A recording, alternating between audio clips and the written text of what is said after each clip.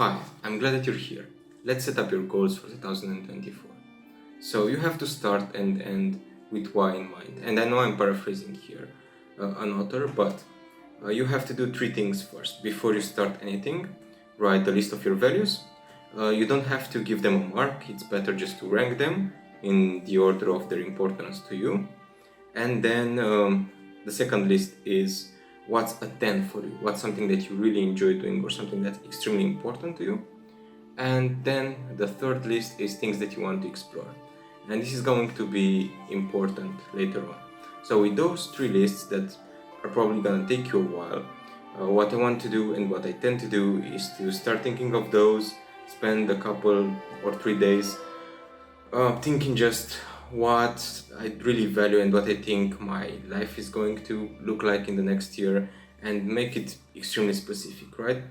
Then I go into phase number 2, which is reflecting on the goals from past years. I've been doing this for over 10 years, even though I've been talking to you for less than that. But you're gonna see by the multitude of videos that I made on this topic, it's something that I feel very strong about, right? So you have to reflect about what happened in 2023. What went well, what didn't, reflect on your achievements, on your experiences, what I tend to do at the end of each year. So for the past year I had 25 goals. I will give myself a percentage of each. In the end I will sum them up and see what percent of the goals in the past year I managed to accomplish in 2023, right? So pretty neat, pretty simple. Then you go to phase number 3. You decide on a basic split of goals. I don't believe in categories. I don't believe in goals in relationships, goals in wealth, goals in health, blah blah. I think you can lump them all together. But what I believe in is having two main categories, and what I would recommend you to have is this following split. You have a list of actives and a list of smashing goals, and I know how it sounds. So actives, it's actually what you're doing on a daily basis, right? It's something that should be a habit, something like exercising, walking, eating healthy. Those are things that are important to myself. Maybe they're not for you, right? But I think those should be done on a daily basis. So I have this marked as 80% of my goals for next year. So those are things that should happen automatically due to my lifestyle. And then 20% of smashing goals. And here are things of, let's say, extraordinary action.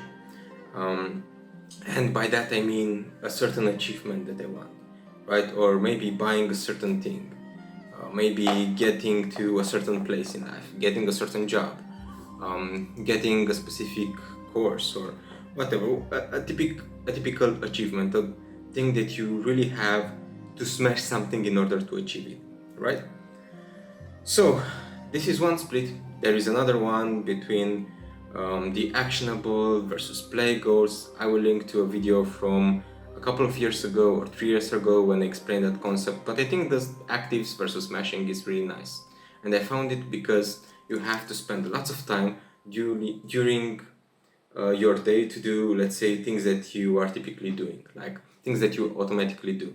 And if you manage to automatize certain elements that are really helping you become better, like for example reading, okay, this is something that can become like a habit if you're doing it daily at a specific time, or not even that, but a specific number of pages each day. Something that for me it's a smashing goal, it's writing, which I haven't done in an automatic manner, even though I should have had, right? So if you decide on this basic split, no matter what you do, you have 80 with 20. 80% of the goals should be things around your health, your wealth, your growth, your family, your relationships, your yeah, basically that's it, right? Things that can improve your life, and that's why I said make them as much as you can on an automatic pilot, because if your life is happening in a good way, in this automatic way, you should make a drinking game, thinking of how many times I just said automatic in the past few minutes. But yeah, the idea is to live your life in order to achieve as many of the goals that you want, because what you're doing now is you're aiming at a specific thing, right? You're looking at something and you say, I want to achieve that, I want to be that, I want to get that. This is why knowing those 3 lists from the beginning, repeating again, repetition is the mother of skill, value, a list of your tents, and what I want to explore. If you know those 3 things, if you have those 3 things in mind, then it's easy to make this split. Okay, you decided on that, you go to phase number 4. You write down your goals, you set a number of goals in total. It depends on who you are, how you are, whatever. I typically wanted to make 2 goals per month, so let's say 24 in total, which would give a split of 24, 20 in terms of actives and 4 in terms of smashing. Yeah, that sounds kind of weird, but anyway, once you do that, you go to basically writing them down, and when you write them down, you have to decide, or you have to make sure to make them smart, because you know all the methods of goal setting. But what this actually is very important, not necessarily the whole SMART acronym, which means specific, measurable, achievable, relevant, and time bound, right? Sure, you have the relevant time part covered, you have the time bound part covered because you want to do it in 1 year or maybe less than that, but what you need to do is to make sure that you can make them measurable, right? And also very specific. So for example, losing weight, that's a great example, because I think everybody at some point in time wanted to do that, or to gain weight, right? And you can formulate a goal in the following way. So I want by summer to lose 5 kilograms, or let's say I want to lose 6 kilograms to make it very easy. What does it mean? It means that each month I should lose 1 kilogram. What does it mean? Each week I should lose 250 grams, right? So this is a way in which you can also split your goal into tinier goals, because having this kind of big, rapid, pie in the sky goal somewhere, it's not going to help you that much. You're gonna look at it and you're gonna say, man, this is big, this is like a cloud, that this is clouding, you know, it's stressing me out. And you all have enough stresses in your life, right? So you don't need that, man, just hanging on top of you. Make them in small chunks and small bites. Like again, I had this year the following task, to write 200 words per day. I felt that fair. There are days in which I haven't done that, but the idea is it's a tiny goal which is achievable. Again, reading 20 pages per day, it's something that's really achievable. It doesn't take too much time.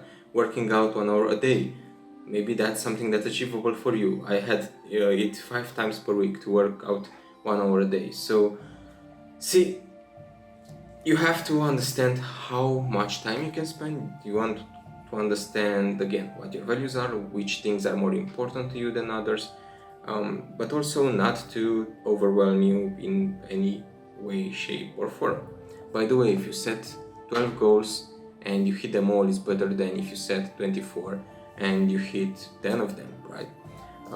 Even if you hit the same number of goals, just the fact that you have hit 12 means that, okay, fine, maybe next year I can look at more goals, or I can look at having higher ambitions.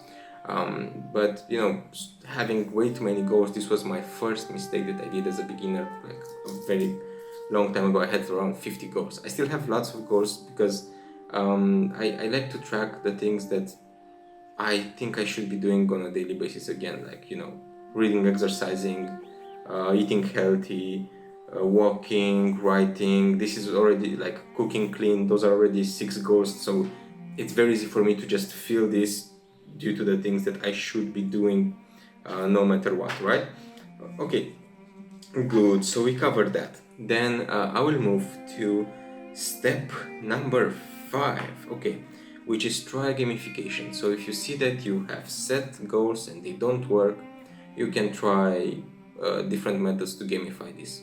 Assign yourself some points, maybe ask for a buddy, you know, ask a friend of yours to keep you accountable if you cannot do it yourself, or maybe you can try something like 30-day challenges. I've done that in the past, like it feels like a lifetime ago. It wasn't that long ago, I think 3 years ago, I found out that it doesn't necessarily work for me, but also the fact that you can specifically target one task for 1 month and be extremely committed to it, it gives you a very good chance of keeping that habit.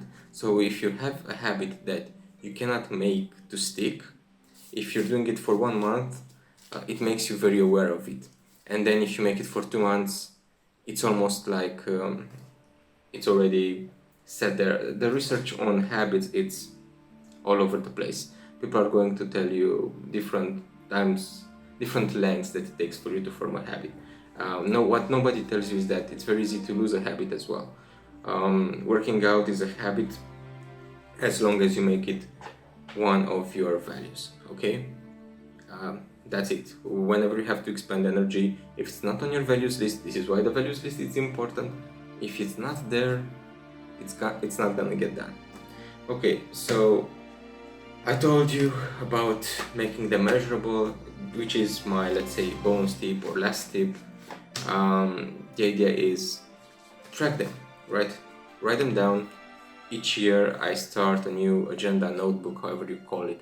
I aim to have some empty pages at the end of it, blank pages where I can put my goals. And then at the end of year, like that's what I'm gonna do. In the following days, I go through them, I see what I've done. For example, on my reading, I had a specific number of things that I wanted to do. I achieved 75% of that goal. On the exercises front, I'm at 87%. Why? Because I had a very specific time of numbers which I wanted to exercise, 250, right? So I can make a very easy calculation, judging by how many days I actually exercised.